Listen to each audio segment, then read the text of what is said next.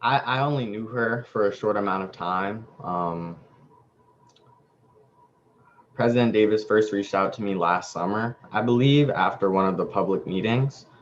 And she extended me an opportunity to speak at one of the town halls she was hosting.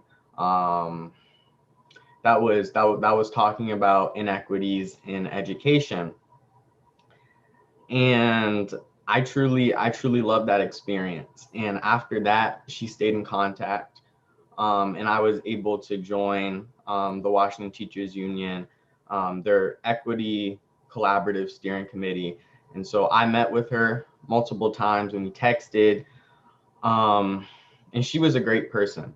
I didn't know her very well, but I knew her well enough to know that anyone who was around her, anyone who was in her life, was just truly blessed. Um, and it was heartbreaking to hear the news, because you never want anyone, especially someone like her, um, to go. And it's painful. I had a meeting with her last week, and it's just sad to think about. It's just sad to hear the news, but I hope that we can cherish her memory by fighting for teachers and doing what's right for our students in our education system. And I just know that she'll forever be an icon in DC. And there will always be another president of the teachers union, but there will never be another President Elizabeth Davis. So just want to say thank you. Um, and I hope she rests well in heaven. So. I'm going to follow Alex because we're on the other side of the spectrum. I knew Liz for over 40 years. We were on strike together in the early 70s. We were on strike together again in the late 70s or early 80s. Won one, lost one. She never changed. She was always an advocate for teachers. And if you're an advocate for teachers, you're an advocate for students. And if you're an advocate for teachers and students, you're an advocate for parents. And that was her whole life. And she was a very good friend of mine.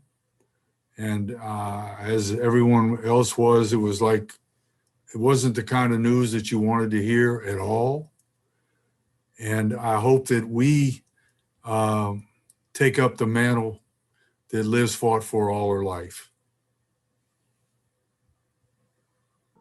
I will. I just want to say that for a long time, I worked for the American Federation of Teachers, so I was familiar with the Washington Teachers Union. And the Washington Teachers Union, for those who don't know, was a storied local union. It was one of the very first unions in the American Federation of Teachers that integrated racially. So it was famous. I guess in the late 90s, went through a leadership change. And at a certain point, it was taken over by, as some of you know, by someone who was very corrupt, which was really far from the roots of this union. And it was a terrible, terrible thing. And it was followed by some more transition. And then by the union having to face off with a chancellor who came in, committed to the idea that the central problem in DC education was teachers, followed by quite massive terminations, and eventually a contract that is, to this day, I think they hoped it would be a model, probably the one that, virtually the only one that takes tenure protections away from teachers. That is the world into which Liz Davis walked. It wasn't, as some people have said recently, this entrenched, powerful union.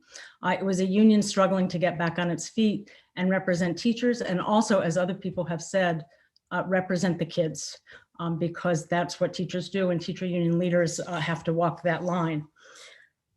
This was a really, really tough year for her. It was tough for everybody in education, for families, for parents, for teachers, for teacher union leaders, for DCPS people, for all of us.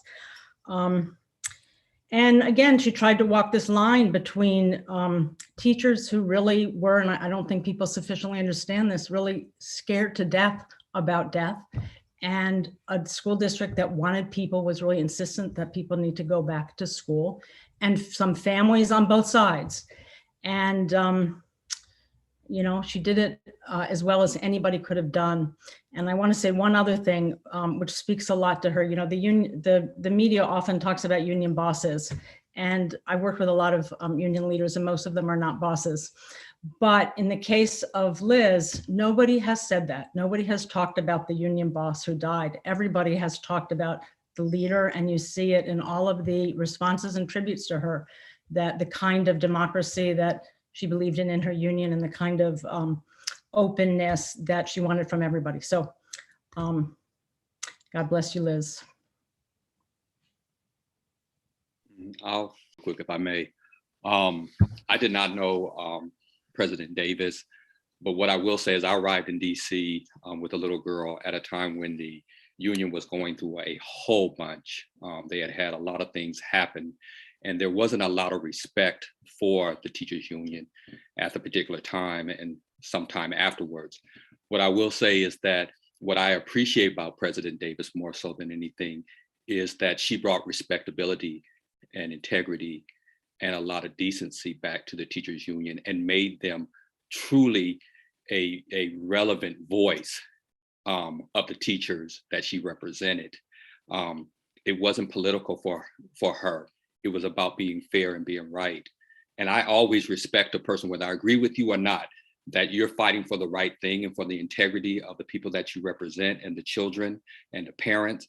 And I just respected that so much. And then after her passing, so many of my friends whom I respect so much, people like Wanda Lockridge and other individuals who are part of my community, and to see them mourn so heavily and know that she had such an impact on their lives and what they do in my community, that she personally is the reason that they're fighting the way that they fight. You can't help but just admire President Davis for what she brought to this community, what she brought to the conversation, the integrity that she brought to the conversation, the rightness of it. I just have so much respect for that aspect of her tenure, of her life, her dedication. I've went back and actually read some about her activism that started at Eastern, and you just see somebody who is truly dedicated to people. And you have to respect that and you have to admire it. And that's what I got so much out of her, because I did not know her personally, and I can't say and reflect like others can, but I can say is she is a person that I seriously have went back and started to study even more because of how much respect I have for her and the way that she lived her life and how she represented people. So yes, thank you.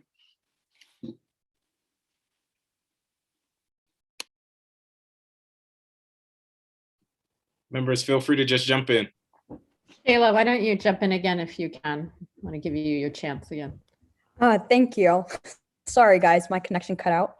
And thank you, Ms. Thompson, for letting me know that cutting out the camera sometimes helps. But trying to pick up where I left off, I was basically just trying to get at the point that who she was as an advocate really reflected upon who she was as a person. And specifically, a experience I had with her was when she came to a student advisory council meeting where we talked about where we were talking about COVID. And she, in any encounter I've ever had with her, she's always made the gesture out to Alex and I to help with whatever we need. And it honestly, any gesture she has made has never been an empty gesture, which is very rare to find as a student and trying to get your voice out there as a student. Sometimes it feels like gestures are empty or our voices are being put upon ears that aren't really open. And so I just really appreciated that and wanted to share that moment.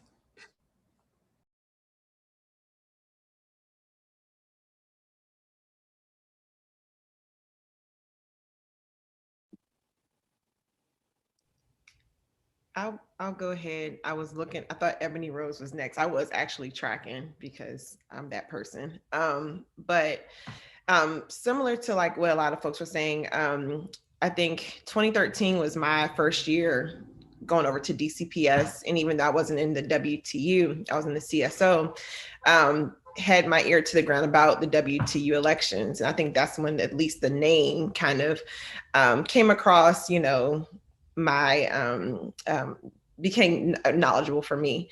And then definitely, I think within this last year of the variety of events that were happening around between elections, and then also happening around just the myriad of issues that we had going on between policing, between budgets, between the safety of schools. And I think that's where I really got to become more familiar with President Davis's voice. And she was just one of those people that you would just want to listen, because she dropped gems constantly, I guess, along the way. I was actually similar kind of meeting. The Ward 8 Education Council met, the executive committee met yesterday, and we did a same kind of round robin where we all just kind of reflected on our thoughts about this tragic event. And something that came up, and I hope that this board could possibly hold with two things.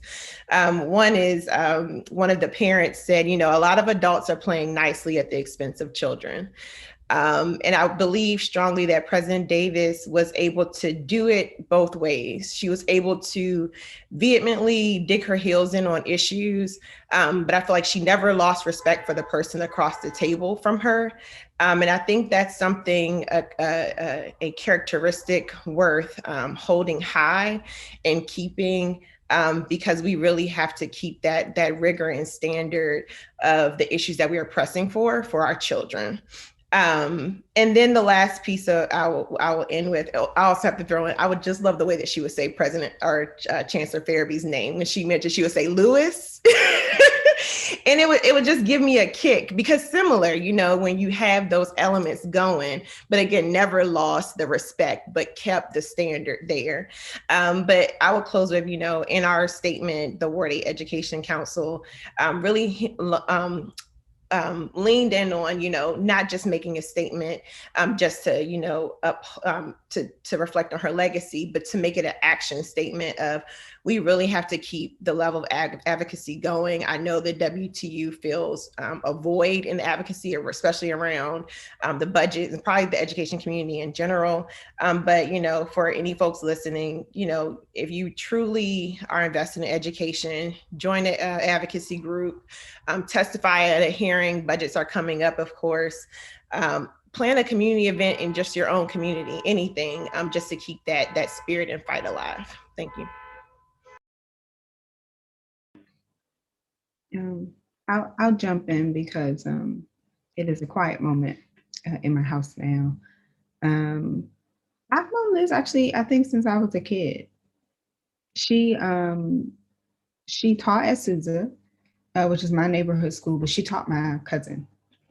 And I met her as an adult, a young adult, kind of an adult, trying to be an adult, after I came home from college. And my aunt was on the slate with her for the union. I make no apologies, and I never have, even when it was not popular or popular or accepted. That I come from a union family. The union is, I would say, and I hope we remember this period in time with COVID and everyone's like fears and our kind of renewed sense of like what it means to take care of yourself and what it means to take care of others. I think the union did some of its best work recently in reminding people why unions exist. Like unions exist because workers were abused. And we forgot that, I think, especially in DC, because unions for a period of time were under attack. And I feel like a lot of times people talk about like Liz being brave or Liz being a fighter or like how relentless she was. And they talk about it now, but I'm not so sure we did a great job of giving her her flowers while she was with us. I absolutely think Liz's life force was love. She loved teachers. She loved the union. even when that meant that, you know, she might have been moved around from school to school a little bit. She loved teaching, even when she started teaching in a part of the teaching profession that wasn't really open to women. It's a beautiful thing when someone can truly be a pioneer, because a lot of times when somebody goes first, the door closes behind them. And like Liz, like you can be first and you can end up a token. You can be first, you can end up a pariah. Or you can be first and like you can truly become like a pioneer and bring people with you. And Liz fought and she had the energy to bring people with her. So I have very much respect for her. I have absolute admiration and gratitude for her fortitude. And I absolutely hope to like, I look forward to leaning into celebrating what I see as her legacy as we start to unpack like her life and her contributions, because I think right now in particular, it's a really great time for us to learn from that and to lift up teachers as like servants and to lift up commitment. Like it's not a small, it was a dirty word to like be a teacher for 40 years. That was a bad thing at one point in time in DC, and Liz loved it and she lived it. And we love her for it. And so I'm sad to lose her now, but I'm grateful that we had her to lose. I was very shocked to see the news on about President Davis, and my first real encounter with her was at the Bowling vs. Sharp 50th anniversary event that Learn Together, Live Together held at Sousa Middle School. I heard her speak on the panel and talk about her own experience with her Sousa students and her experience as an Eastern High School Rambler here in Ward 6, and got to chat with her afterwards in the lobby at Sousa. And it was wonderful. It was just wonderful and refreshing to recognize that she had brought all of the work that she had done from her first years as a teacher in DCPS, that same level of energy, that same level of commitment all the way through. So that's, I think, what will stick with me, is that there was a real consistency in her energy and her activism. And I certainly admire it and was inspired by it. And it's very hard to imagine that she's not going to be with us anymore, and not part of this city's educational landscape, because clearly she did a great deal in her 40 plus years in the system, and brought that level of energy consistently throughout. So thank you for letting me speak.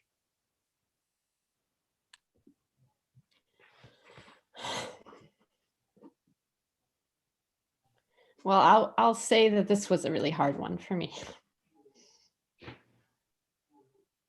It's not news you want to hear about anyone, of course. But this one, I still feel flattened by it, you know? Liz was just, you know, I wrote in the chat, I never have met somebody who has a stronger life force or had a stronger life force than she did. That's what I thought of when I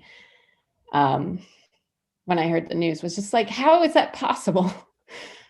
Because her energy and her presence is so powerful. It's just kind of unfathomable to imagine that it's not with us anymore. And I think it is still with us. I think that's a reality. But, you know, something that has really struck me over the last several days is just how many people have noted that they had just heard from her or just spoken with her or had made a plan with her, or, you know, that they had received a text with, you know, like outlining this plan, or she just had amazing energy. And it's funny, somebody sent me that picture that I posted of us that I love. It's so candid. And you can see Liz telling a story, right? She was always telling a story. And my mom saw that picture and she was just like, she's so young, you know, she's your age. And I was like, no, but she was so young, right? Like she just was ageless and her energy was boundless. And she, you know, she just really walked the walk. You know, she was all about democracy and grassroots. And she brought in so many people. She was constantly reaching out. As Alex said, she reached out to students, she reached out to families, she reached out to teachers. I'm going to miss her so much. She was an amazing person and her legacy is, you know, long and deep. So I look forward to talking about her a lot over the next month or year or whatever. So, and I'm glad that we'll be honoring her legacy at our public meeting.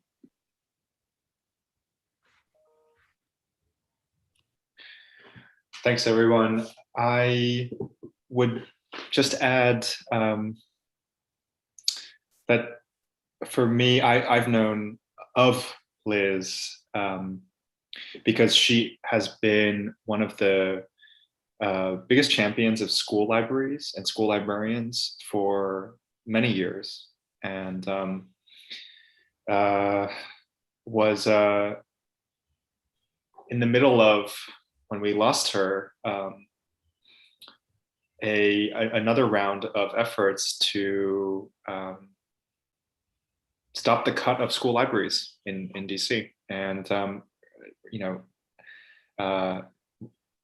really help people see what school librarians actually do within schools, not take the stereotype of them as cataloging repositories of books, which is, I think, too often what people think school librarians' main focus is still these days, right? And so for me, I didn't, I just wanted to highlight that for my world in the library space, she's been also, it's a big loss.